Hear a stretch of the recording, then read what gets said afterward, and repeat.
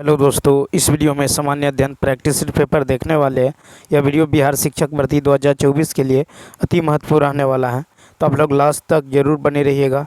तो चलिए देखते हैं क्वेश्चन नंबर 38 से, जो कि यहीं से जो है सामान्य अध्ययन प्रैक्टिस पेपर शुरू होता है। तो चलिए देखते हैं। देखिए, कहता है कि बिहार में लोकसभा की जो 40 सीटें हैं, राज्यसभा की कितने सीटें बिहार में हैं। तो देखिए, इसका जो राइट आंसर होगा ये होगा सी ऑप्शन। तो देखिए, बिहार में लोकसभा की 40 सीटें हैं, बिहार में राज्यसभा में 16 सीटें हैं। तो इसका सी ऑप्शन क्या होगा, राइट होगा। बिहार विधानमंडल में 243 सदस्य होते हैं, बिहार विधान परिषद में 75 सदस्य होते हैं। तो देखिए, बिहार विधानसभा में 243 सदस्य होते हैं, वहीं बिहार विधान परिषद में 75 सदस्य होते हैं। कहता है सबसे अधिक विधानसभा में सदस्यों की संख्या उत्तर प्रदेश में है, 403 सदस्य। ठीक है। और देखिए, लोकसभा की अधिकतम सीटें उत्तर प्रदेश में है, कितना है, तो यहाँ पे 80 है। ठीक है। तो लोकसभा की अधिकतम सीटें उत्तर प्रदेश में है और 80 है। क्वेश्चन नंबर देखिए 39, बिहार सोशलिस्ट पार्टी का गठन कब हुआ था। तो 39 का राइट आंसर होगा ए ऑप्शन, 1931 में। वर्ष 1931 में पटना में बिहार सोशलिस्ट पार्टी का गठन किया गया। इसके सदस्यों में गंगा शरण सिन्हा, योगेंद्र शुक्ल, अब्दुल बारी, राम वृक्ष बेनीपुरी तथा कर्पूरी ठाकुर सम्मिलित थे।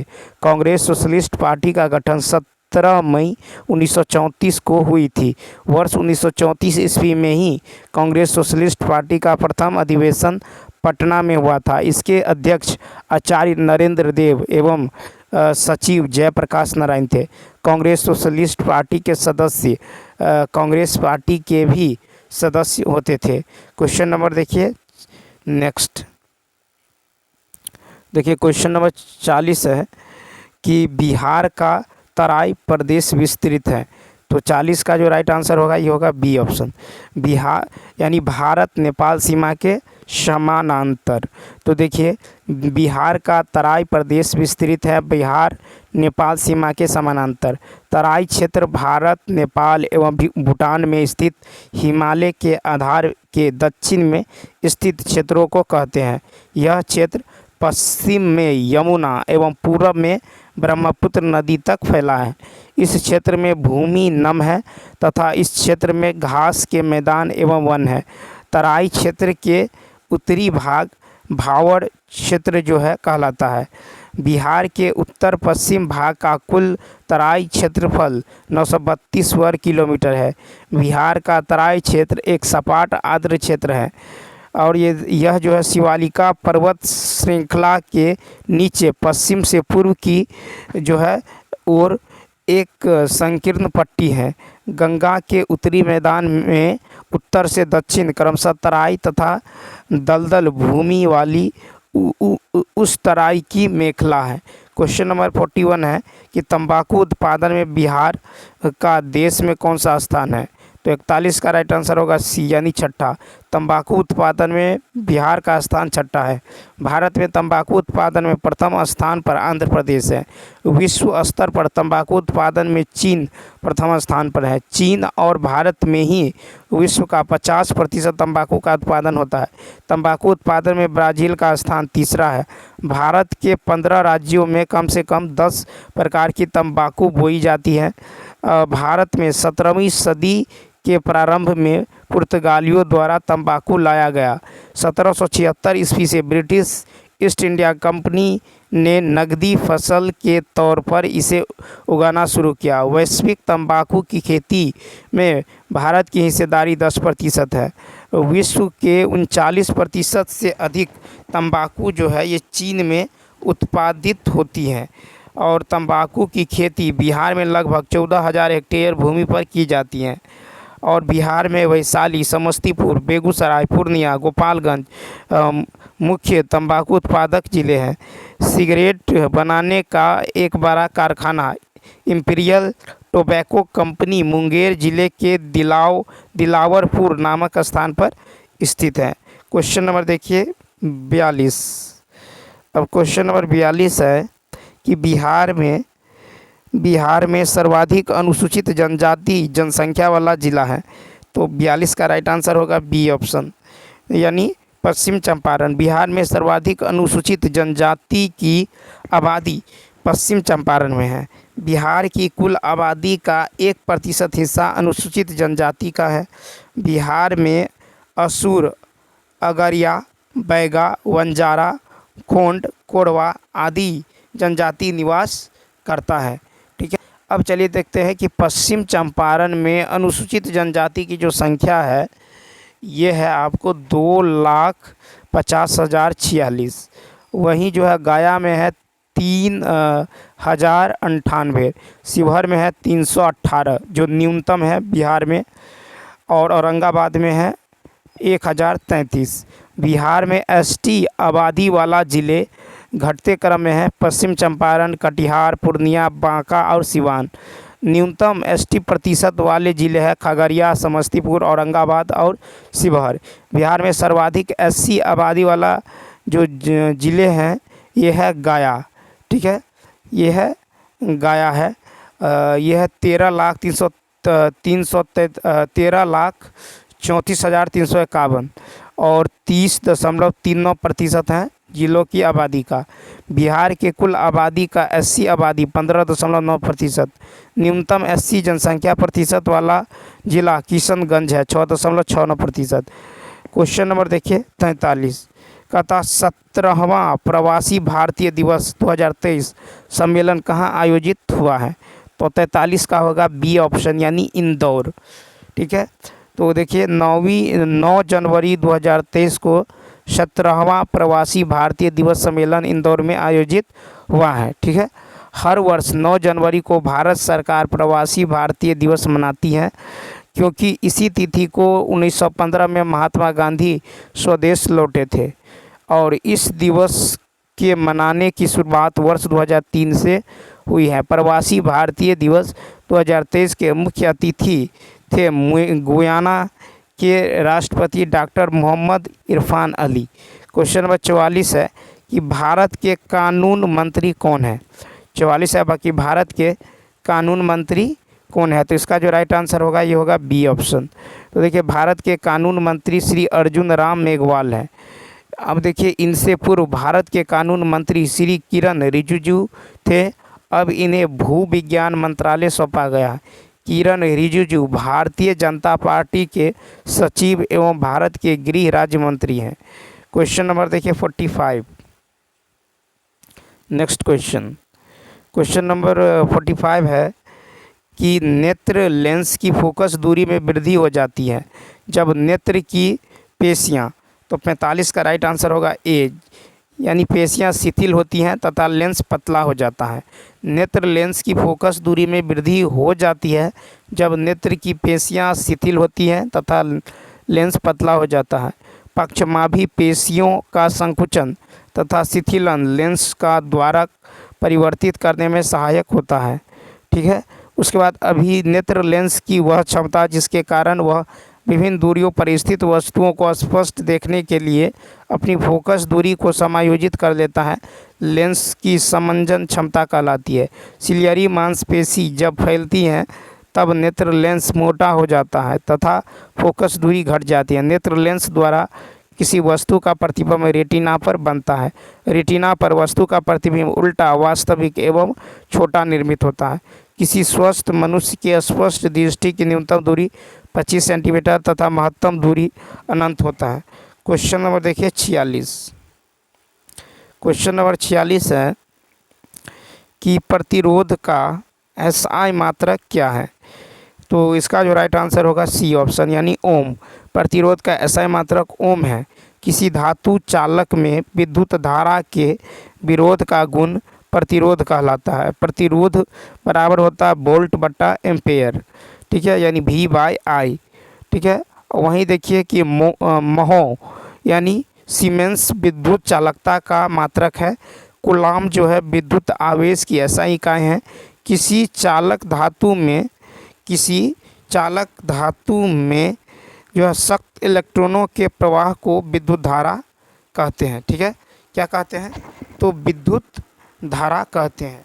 उसके बाद जो है उसके बाद देखिए कि इलेक्ट्रॉन की खोज जो है, इलेक्ट्रॉन की खोज जे थॉमसन ने की थी। इलेक्ट्रॉन की खोज जे थॉमसन ने की थी। वहीं प्रोटॉन की खोज रदरफोर्ड ने की थी और न्यूट्रॉन की खोज जेम्स चैडविक ने की थी।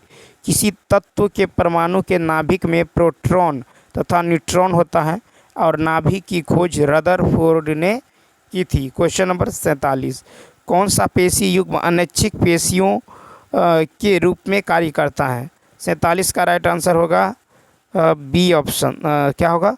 बी ऑप्शन, यानी 2 तथा 3। तो देखिए चिकनी पेशियाँ तथा हृदय पेशी युग्म अनैच्छिक पेशियों के रूप में कार्य करता है। चिकनी पेशियाँ तथा हृदय पेशियाँ अनैच्छिक पेशियाँ हैं जो हमारी इच्छानुसार कार्य नहीं करती हैं। चिकनी पेशियाँ लंबी तुर्क रूपी एक केंद्रकीय कोशिकाओं से बनी है। ये पेशियाँ नेत्रों की पलकों, फुसफुस की श्वसनी तथा मूत्राशय में पाई जाती है। हृदय पेशियाँ केवल हृदय में पाई जाती है। ये जीवन प्रयत्न लयबद्ध होकर प्रसार तथा संकुचन प्रदर्शित करती हैं। इन पेशियों की कोशिकाएं बेलनाकार, शाखान्वित तथा एक केंद्रकीय होती हैं। क्वेश्चन नंबर देखिए 48। क्वेश्चन नंबर 48 है कि शक्कर के इस परिवर्तन में होता है, यानी C12H22O11 + 12O2 12CO2 + 11H2O। तो 48 का जो राइट आंसर होगा ये होगा ए ऑप्शन। तो देखिए शक्कर के CO2 में परिवर्तन में शक्कर का ऑक्सीकरण होता है। क्या होता है? तो शक्कर का जो है ऑक्सीकरण होता है। ऑक्सीकरण वह प्रक्रिया है जिसमें ऑक्सीजन ग्रहण किया जाता है। ठीक है। उसके बाद देखिए सुक्रोज सुक्रोज जो है इन्वेंटेज एंजाइम की उपस्थिति में 2 ग्लूकोज अणु में टूट जाता है। ठीक है। C12H22O11 + H2O प्लस इन्वेंटेज ये बनेगा 2C6H12O6। प्रत्येक ग्लूकोज अणु जब टूटकर 2 पाइरुवेट अणु देता है तो इसे ग्लाइकोलिसिस कहते हैं। Question number 49। देखिए क्वेश्चन नंबर 49 है कि उस धातु को पहचानिए, उस धातु को पहचानिए जिसकी जो प्रकृति है ये विषैली नहीं है। ठीक है। उस धातु को पहचानिए जिसकी प्रकृति जो है ये विषैली नहीं है। 1 मिनट, तो यहाँ पे देख गौर करिए कि उस धातु को जो है पहचानना है। ठीक है। उस धातु को पहचानिए जिसकी प्रकृति जो है विषैली नहीं है। तो 49 का राइट आंसर होगा बी ऑप्शन। क्या होगा? तो बी ऑप्शन। तो देखिए स्वर्ण की प्रकृति विषैली नहीं है, इसका जो है बी ऑप्शन क्या होगा? राइट होगा। ठीक है। बी ऑप्शन क्या होगा? राइट होगा।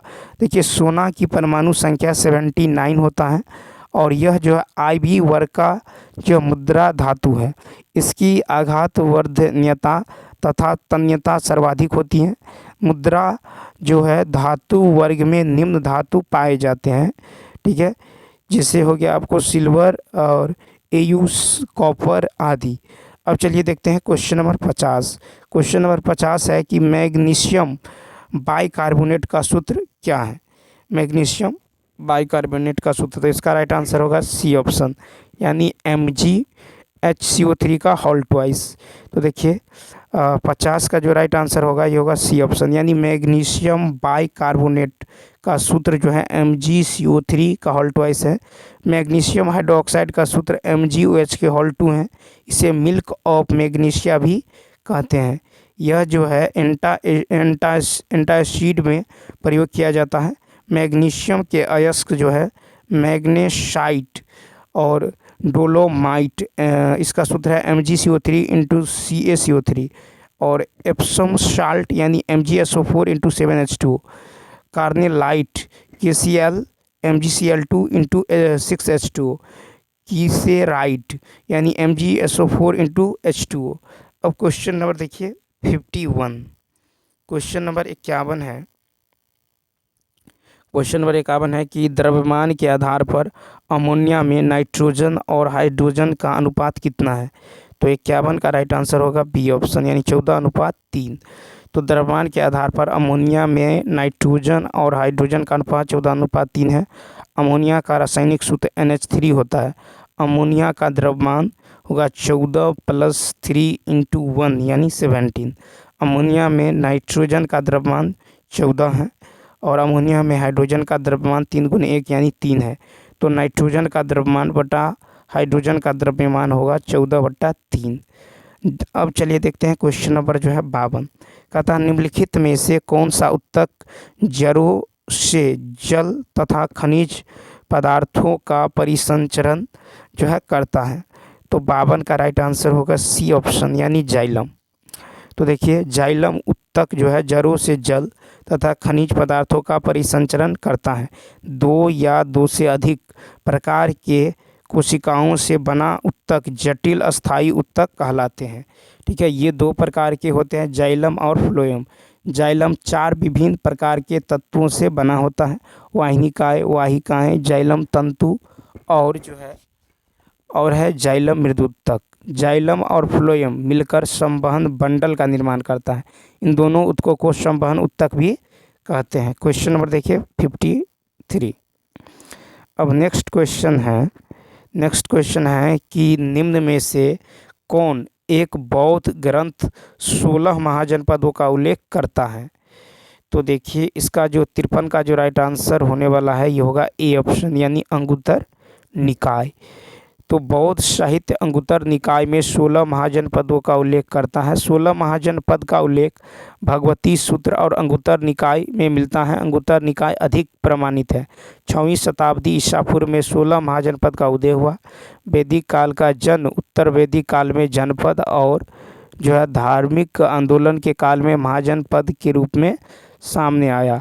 16 महाजनपद में बिहार में 3 महाजनपद था। 16 महाजनपद में दक्षिण भारत का एकमात्र अस्मक जो है महाजनपद था, जिसकी राजधानी गोदावरी तट पर अवस्थित पोटली या पोतना था।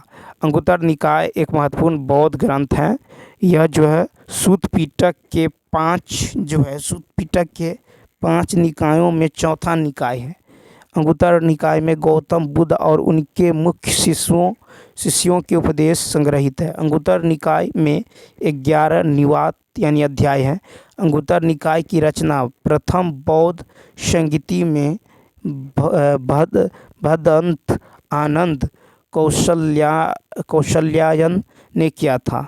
ठीक है, सूत पिटक की रचनाकार है। क्वेश्चन नंबर अब 54 देखिए। क्वेश्चन नंबर 54 है कि निम्नलिखित में से कहाँ सदाबहार वन पाया जाता है। निम्नलिखित में से कहाँ जो है सदाबहार वन पाया जाता है। तो 54 का राइट आंसर होगा सी ऑप्शन, यानी पश्चिमी घाट। तो देखिए पश्चिमी घाट में सदाबहार वन पाया जाता है। जिस प्रदेश में 200 सेंटीमीटर से अधिक वर्षा होती है वहाँ सदाबहार वन पाया जाता है। अधिक वर्षा के कारण यहाँ की वनस्पति अपनी पत्ती को एक साथ नहीं गिराती हैं। इस वन के पेड़ की पत्ती चौड़ी, लकड़ी कठोर, वन सघन और जो है वृक्ष की लंबाई अधिक होती है। ठीक है, उसके बाद देखिए कि यह वन जैव विविधता एवं पारिस्थितिकी की दृष्टि से महत्व का है और सदाबहार वनों में आर्किड्स तथा फर्न बहुतायत में पाए जाते हैं। ऐसे वनों में जैव विविधता अधिक पाई जाती है। अब देखिए कि पर्णपाती वन उन्हीं क्षेत्रों में प्रायः पाई जाती है जहां मध्य स्तर की वर्षा कुछ महीनों तक होती है। पर्णपाती वन के वृक्ष में पत्तियां फरवरी मार्च में जो है गिरा देती हैं। शंकुधारी वन पर्वतीय क्षेत्रों में पाए जाते हैं। इस प्रकार के वनों को जिम्नोस्पर्म भी कहा जाता है। मैंग्रोव वृक्षों की जड़ें कीचड़ से बाहर की ओर वृद्धि करती हैं, जो श्वसन भी करती हैं। क्वेश्चन नंबर देखिए 55। नेक्स्ट क्वेश्चन है कि 1942 में कांग्रेस के बॉम्बे अधिवेशन में किसके द्वारा भारत छोड़ो प्रस्तावित किया गया था। तो इसका राइट आंसर होगा ए ऑप्शन, जवाहरलाल नेहरू। तो 1942 में कांग्रेस के बॉम्बे अधिवेशन में भारत छोड़ो प्रस्ताव जवाहरलाल नेहरू के द्वारा प्रस्तुत किया गया। ठीक है। भारत छोड़ो आंदोलन को जो है अब प्रारंभ जो है अगस्त क्रांति के नाम से भी जाना जाता है। द्वितीय विश्व युद्ध के दौरान जापान के बढ़ते हुए आक्रामक स्थिति को देखकर 5 जुलाई 1942 को गांधी जी ने हरिजन में लिखी कि अंग्रेजों भारत को जापान के लिए मत छोड़ो, बल्कि भारत को भारतीयों के लिए जो है व्यवस्थित रूप से छोड़ जाओ।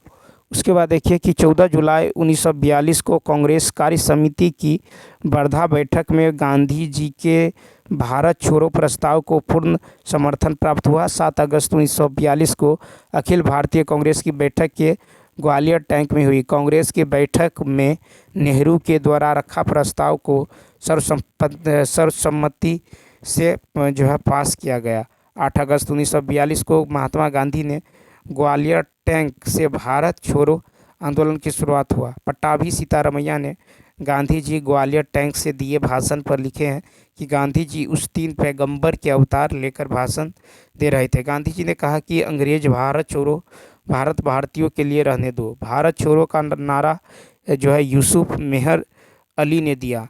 गांधीवादी हिंसक आंदोलन भारत छोड़ो आंदोलन है।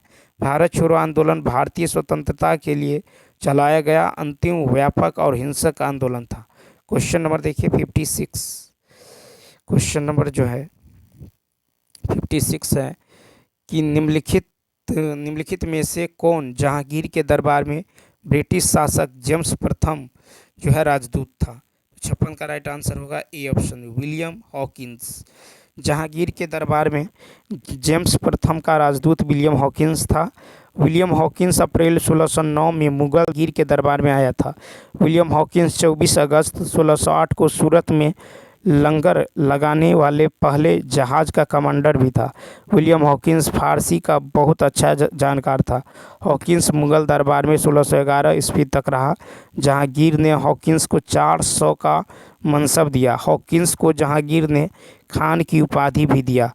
पुर्तगाली के विरोध के कारण हॉकिंस की योजनाओं पर अमल नहीं हो सका। जहांगीर के दरबार में ब्रिटिश शासक जेम्स प्रथम का व्यापारिक राजदूत बनकर विलियम हॉकिंस और सर टॉमस रो आया था। हॉकिंस के साथ विलियम फिंच भी आया था। ठीक है। उसके बाद है कि सर टॉमस रो 1615 ईस्वी में जहांगीर के दरबार में आया था। सर टॉमस रो फरवरी 1619 ईस्वी में भारत से वापस इंग्लैंड लौटा। टॉमस रो के साथ एडवर्ड टेरी आया था। एडवर्ड टेरी ने मुगल काल में जन सामान्य के खराब स्थिति का चित्रण किया। भारत आने वाले प्रथम अंग्रेज जॉन मिल्डेन हॉल था, जो अकबर के शासनकाल में भारत आया था। भारत आने वाला प्रथम अंग्रेज जहाज रेड ड्रैगन है। क्वेश्चन नंबर 57 है, निम्नलिखित में से कौन सा एक संवैधानिक निकाय नहीं है। तो 57 का जो राइट आंसर होगा ये होगा सी ऑप्शन, यानी नीति आयोग। ठीक है।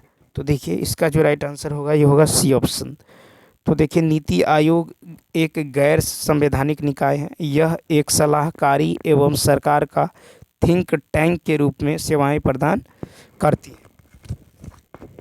नीति आयोग का गठन 1 जनवरी 2015 को योजना आयोग के स्थान पर किया गया। अनुच्छेद 315 के आधार पर संघ लोक सेवा आयोग का गठन किया जाता है। यह एक स्वायत्त शासी संवैधानिक निकाय है। अनुच्छेद 280 के आधार पर वित्त आयोग का गठन किया जाता है। अनुच्छेद 324 के आधार पर चुनाव आयोग का गठन किया जाता है। चुनाव आयोग एक स्वायत्त शासी जो है अर्ध न्यायिक आयोग है। नीति आयोग के अध्यक्ष प्रधानमंत्री होते हैं।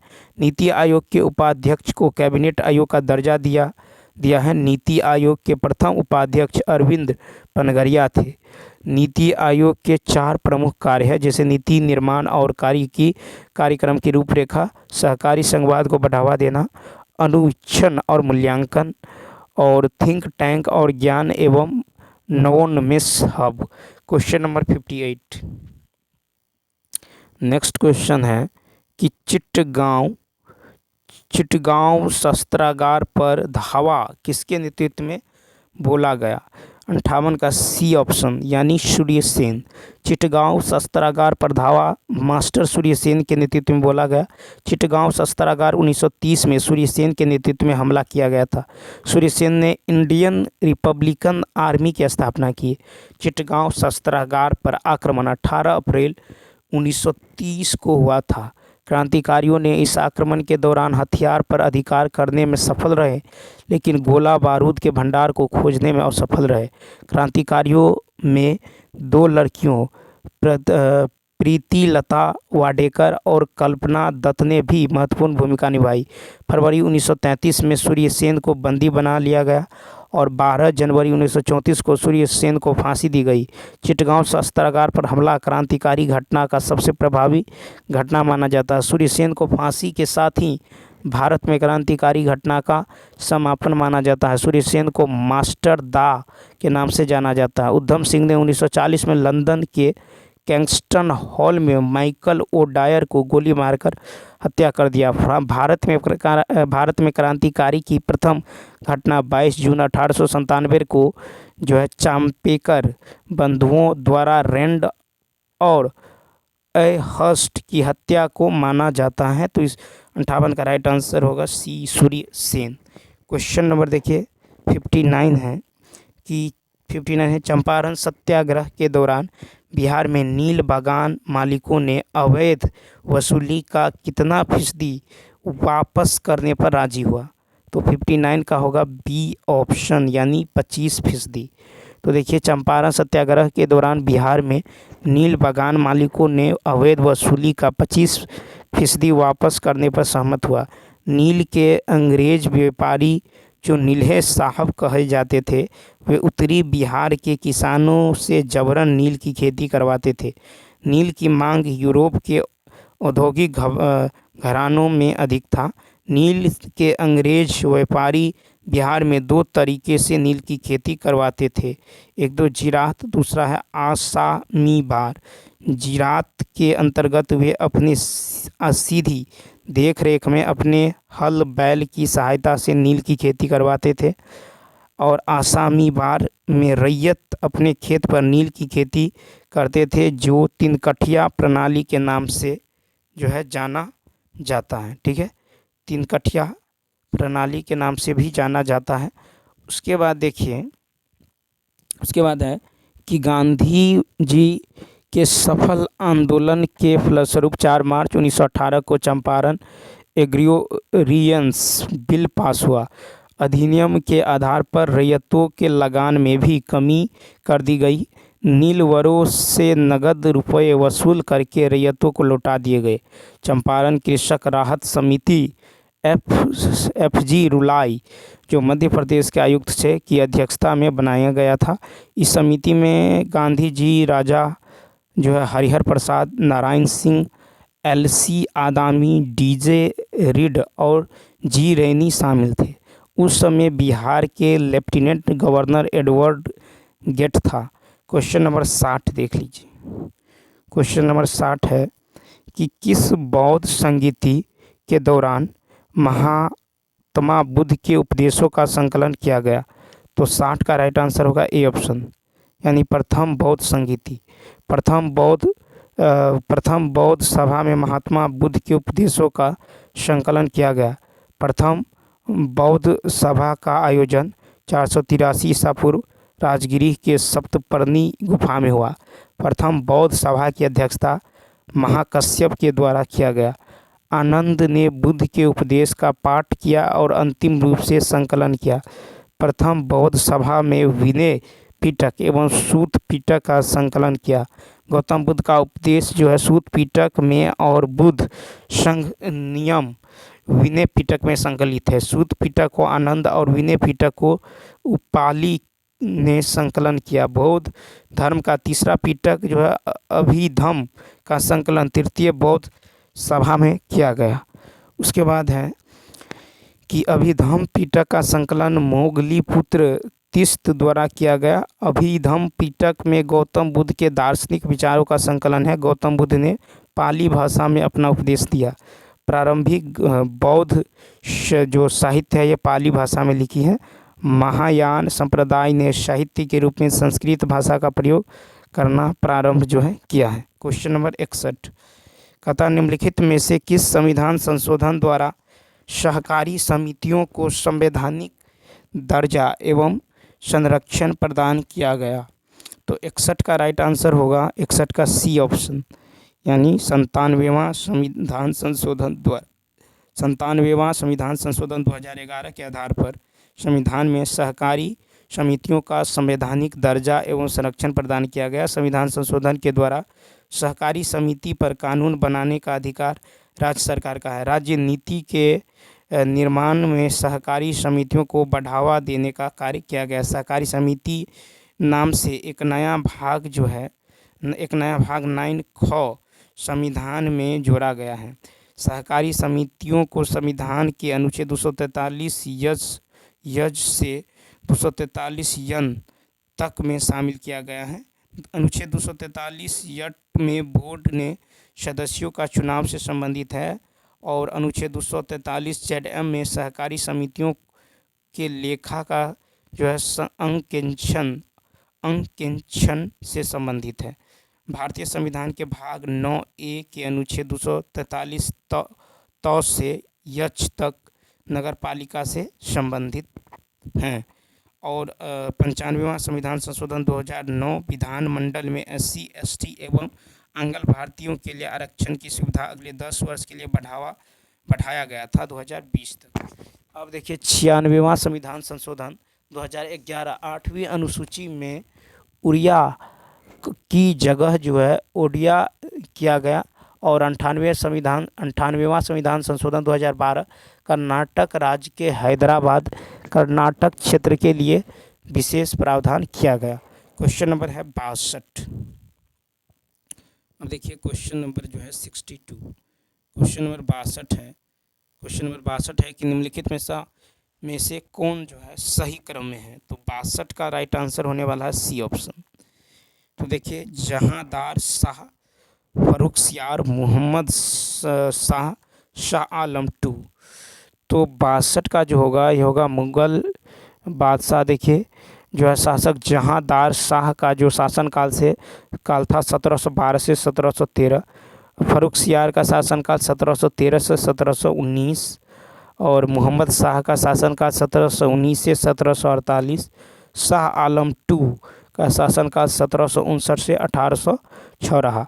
कहता जहांदार शाह जो जुल्फ़िकार खां हैं के सहयोग से अपना तीनों भाई को जो है हत्या करवाकर मुगल बादशाह बना। जहांदार शाह अयोग्य एवं विलासी सम्राट था। सैयद बंधुओं के सहयोग से फर्रुखसियार 1713 को जो है ये जहांदार शाह को पराजित कर सत्ता पर अधिकार कर लिया। जहांदार शाह को लंपट मूर्ख कहा जाता है। फर्रुखसियार को घृणित कायर कहा जाता है। सैयद बंधुओं ने मराठों के सहयोग से फर्रुखसियार की हत्या कर दिया। मोहम्मद शाह को रंगीला बादशाह भी कहा जाता है।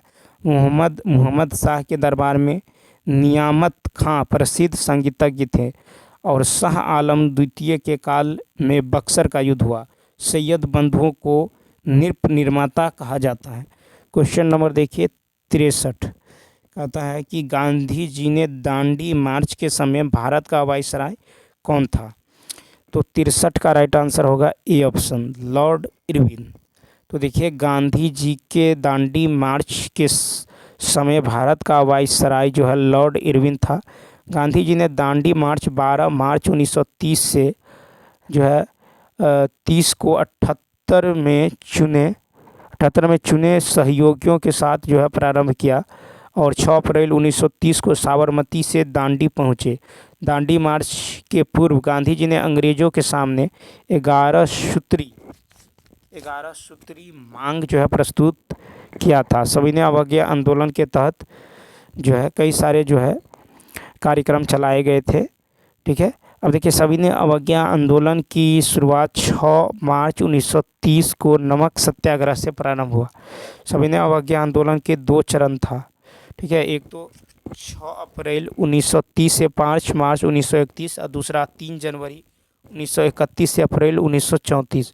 दांडी मार्च की तुलना नेताजी सुभाष चंद्र बोस ने नेपोलियन के एल्बा से पेरिस मार्च और मुसोलिनी का मिलन से रोम मार्च से की है। Question number 64। देखिए क्वेश्चन नंबर 64 है कि अंग्रेजों एवं डचों के मध्य हुए किस युद्ध के बाद जो है डचों का भारत में अंतिम रूप से पतन हो गया। तो 64 का राइट आंसर होगा बी ऑप्शन, यानी बेदरा का युद्ध। तो देखिए बेदरा के युद्ध के बाद डच अंतिम रूप से अंग्रेजों से पराजित होकर भारत छोड़ दिया। बेदरा का युद्ध 1759 ईस्वी में लड़ा गया। यह युद्ध बंगाल के संसाधनों की प्राप्ति हेतु लड़ा गया था। उसके बाद देखिए कि पोटानोवा का युद्ध 1781 में लड़ा गया। यह युद्ध मैसूर के शासक हैदर अली और सर आयरकुट के नेतृत्व में कंपनी फौजों के बीच लड़ा गया। इस युद्ध में अंग्रेजों का जीत हुआ था। 22 जनवरी 1760 में वांडीवास के युद्ध में अंग्रेजों ने फ्रांसीसी का निर्णायक विजय प्राप्त जो है किया। वांडीवास के युद्ध में सर आयरकुट ने काउंट डी लाली को पराजित किया। वांडीवास के युद्ध से फ्रांसीसी का भारत में पतन हो गया। ठीक है, पेरिस की संधि द्वारा तृतीय कर्नाटक युद्ध का समापन हुआ। ठीक है, सेंट टोमे के युद्ध में फ्रांसीसियों ने कर्नाटक को नवाब अनवर उद्दीन पराजित हुआ। यह सभी युद्ध यूरोपीय कंपनियों के बीच श्रेष्ठता को जो स्थापित करने के लिए लड़ा गया। क्वेश्चन नंबर जो है 65 है कि निम्नलिखित में से कौन सी एक प्रशांत महासागर की जलधारा नहीं है। 65 का होगा सी ऑप्शन, यानी अगुलहास जलधारा। तो अगुलहास प्रशांत महासागर की जलधारा नहीं है। अगुलहास जो धारा है ये हिंद महासागर की जलधारा है। उसके बाद अगुलहास हिंद महासागर की गर्म जलधारा है। अलास्का प्रशांत महासागर की गर्म जलधारा है। क्यूराइल या ओयासियो जलधारा प्रशांत महासागर की ठंडी जलधारा है। प्रशांत महासागर की कैलिफोर्निया जलधारा ठंडी धारा है। ठीक है, विषुवत रेखा से दोनों ध्रुव की ओर चलने वाली जलधारा गर्म होती हैं। ठीक है, और दोनों ध्रुव से विषुवत रेखा की ओर चलने वाली जलधारा ठंडी होती हैं। उसके बाद है कि ऐसा कोरियोलिस बल के प्रभाव के कारण होता है। सुसीमा जलधारा प्रशांत महासागर का गर्म जलधारा है। मोजाम्बिक की जलधारा हिंद महासागर का गर्म जलधारा है। क्वेश्चन नंबर देखिए 66। उसके बाद जो है क्वेश्चन नंबर 66 है कि किस जो है अक्षांश रेखा की वास्तविक लंबाई भूमध्य रेखा की आधी होती है। तो 66 का राइट आंसर होगा बी, यानी 60 डिग्री। तो 60 डिग्री अक्षांश रेखा की वास्तविक लंबाई भूमध्य रेखा की आधी होती है। भूमध्य रेखा के उत्तर तथा दक्षिण जाने पर अक्षांशों का जो कोणीय मूल्य बढ़ता है, किंतु उसकी लंबाई जो है घटती है। ध्रुवीय भाग को उच्च अक्षांश तथा भूमध्य रेखीय भाग को निम्न अक्षांश कहा जाता है। विषुवत रेखा के ध्रुवों की ओर अक्षांश रेखाओं की लंबाई कम होती हैं, लेकिन उनमें परस्पर दूरी स्थित रहती हैं। ध्रुवों के अक्षांश वृत्त बिंदुओं के रूप में होते हैं। अक्षांश रेखाएं देशांतर रेखाओं को समकोण पर काटती हैं। क्वेश्चन नंबर 67 है कि भारत में निम्नलिखित में से कौन सा अधिनियम वन्य जीवों को जो है संरक्षण प्रदान करता है। तो 67 का होगा ए ऑप्शन, यानी वन्य जीव संरक्षण अधिनियम 1972। तो देखिए यह अधिनियम जो है वन्य जीवों के संरक्षण के लिए वन्य जीव संरक्षण अधिनियम 1972 में पास हुआ। यह अधिनियम पौधों और जानवरों की प्रजातियों के संरक्षण हेतु अधिनियमित किया गया है। इस कानून से पहले भारत में केवल 5 नामित राष्ट्रीय उद्यान थे। 42वां संविधान संशोधन अधिनियम 1976 के माध्यम से वन और वन्य जीव संरक्षण को राज्य सूची की जगह समवर्ती सूची में रखा गया है। ठीक है, अनुच्छेद जो है 48 एक के राज्य पर्यावरण संरक्षण वो उसको बढ़ावा देने का कार्य करते हैं। वन्य जीव संरक्षण अधिनियम में 6 जो है अनुसूचियां हैं। वन्य जीव संरक्षण अधिनियम 1972 में 2002 में संशोधित किया गया, जिसके द्वारा दंड और जुर्माना को और कठोर बनाया गया। राष्ट्रीय वन्यजीव बोर्ड के स्थायी समिति के अध्यक्ष पर्यावरण, वन एवं जलवायु परिवर्तन मंत्री होते हैं। राज्य वन्यजीव बोर्ड के अध्यक्ष मुख्यमंत्री होते हैं। वन्यजीव अपराध नियंत्रण ब्यूरो का मुख्यालय नई दिल्ली में है। Question number 68। तो क्वेश्चन नंबर 68 है कि निम्नलिखित में से कौन कृत्रिम पारिस्थितिकी तंत्र है। 68 का राइट आंसर होगा डी ऑप्शन, उपर्युक्त में से एक से अधिक। तो देखिए कि कृत्रिम या मानव निर्मित पारितंत्र के अंतर्गत पार्क, बगीचा, खेत, कृत्रिम झील, नहर, तालाब, डैम एवं एक्वेरियम आदि आते हैं। पारिस्थितिकी शब्द के प्रथम प्रयोगकर्ता जो है अर्नेस्ट हैकेल थे। पारिस्थितिकी तंत्र शब्द का प्रयोग सर्वप्रथम ए टांसले ने वर्ष 1935 में किया था। और ओडेम के अनुसार पारिस्थितिकी प्रकृति की संरचना एवं कार्य का अध्ययन है। गहन पारिस्थितिकी शब्द का प्रयोग सर्वप्रथम 1973 में नॉर्वे के दार्शनिक आर्निनेस ने किया था। उसके बाद देखिए क्वेश्चन नंबर जो है 69। निम्नलिखित में से कौन सी बायोडीजल की फसल है। 69 का सी ऑप्शन यानी जेट्रोफा बायोडीजल की फसल है। जेट्रोफा के अन्य नाम है रतन ज्योत, करंज, जेपाल एवं पेपलम। इस पादप के बीजों में 25 से 30% तेल होता है। बायोडीजल जो है हरित ईंधन है। ठीक है। शैवाल पृथ्वी पर सबसे बड़ा ऑक्सीजन उत्पादक है। मक्का, चुकंदर, ज्वार तथा गेहूँ प्रथम पीढ़ी के बायोडीजल पौधे हैं। अब चलिए देखते हैं क्वेश्चन नंबर 70।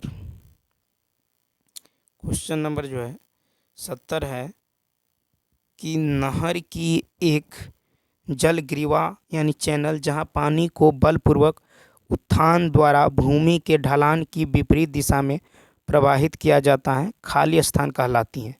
तो देखिए 70 का राइट आंसर होगा बी ऑप्शन यानी उत्थापन प्रणाली। तो नहर की एक जलग्रीवा जहां पानी को बलपूर्वक उत्थान द्वारा भूमि के ढलान की विपरीत दिशा में प्रवाहित किया जाता है। ठीक है। उत्थान प्रणाली जो है इसे कहते हैं। ठीक है। उसके बाद देखिए कि उत्थान प्रणाली, उसके बाद है कि उत्थान प्रणाली दाब के सिद्धांत पर कार्य करती है। सिंचाई में सर्वाधिक 3 विधियां प्रयोग किया जाता है। सतही सिंचाई, उसके बाद है स्प्रिंकलर सिंचाई और ड्रिप सिंचाई। 1 जुलाई 2015 में प्रधानमंत्री कृषि सिंचाई योजना प्रारंभ किया गया और इस सिंचाई योजना का उद्देश्य हर खेत को पानी पहुंचाना है। प्रधानमंत्री ने जो है पर ड्रॉप मोर क्रॉप का नारा जो है दिया है। ठीक है। तो चलिए दोस्तों, इस वीडियो में इतना ही। यदि यह वीडियो अच्छा लगा हो तो लाइक, शेयर और सब्सक्राइब करना ना भूलें। तो चलिए मिलते हैं नेक्स्ट वीडियो में। इस वीडियो में इतना ही। Thanks for watching.